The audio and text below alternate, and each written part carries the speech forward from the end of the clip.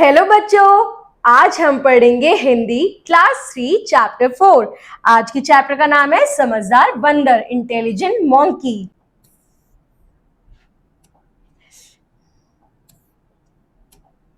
किसी गांव में एक बुढ़िया रहती थी।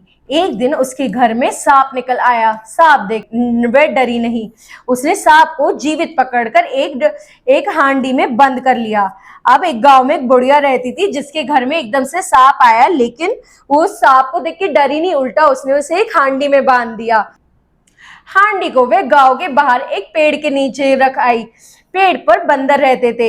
हांडी देखकर एक बंदर धीरे धीरे पेड़ से नीचे उतरा। उसने हांडी उठाई और पेड़ पर चढ़ गया। हांडी में कोई खाने की चीज होगी, ऐसा सोचकर उसके मुंह में पानी भर आया। उत्सुकतावश उसने हांडी पर से कपड़ा हटाया।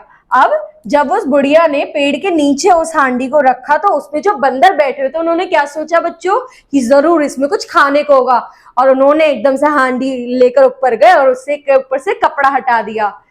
परंतु एक जहरीले सांप ने उसमें से मुंह निकाला और बंदर को काटने के लिए फन फैला दिया।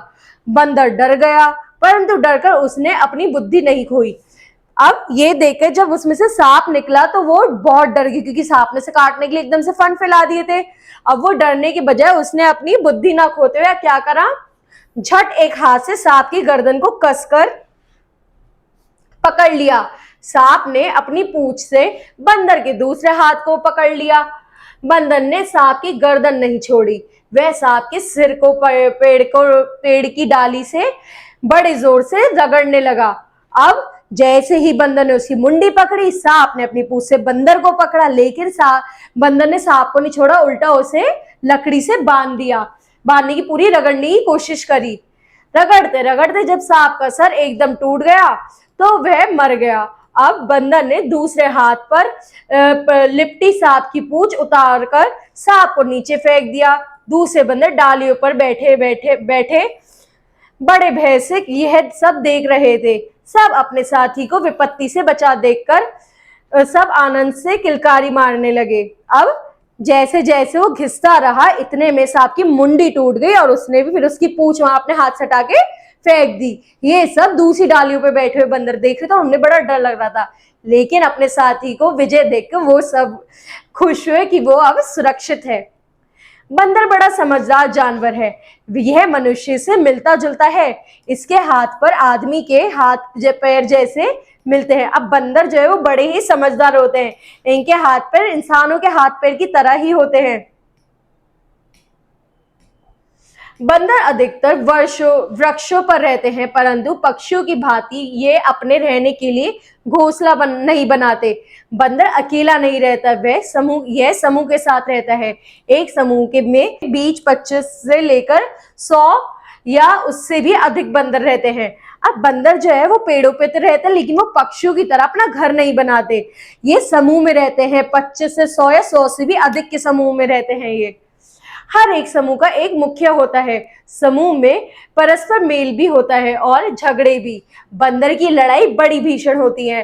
अब जैसे सभी लोग एक जब ग्रुप में रहते तो उनमें लड़ाइयां भी होती है, इसी तरह जब बंदर समूह में रहते हैं उनमें से एक राजा होता है, उनमें के बीच लड़ाई भी होती है, और जब उनकी लड़ाई होती है वो बड़ी भयंकर होती है। अफ्रीका में कई जाति के बंदर पाए जाते हैं। उसमें एक का नाम है गोरिल्ला।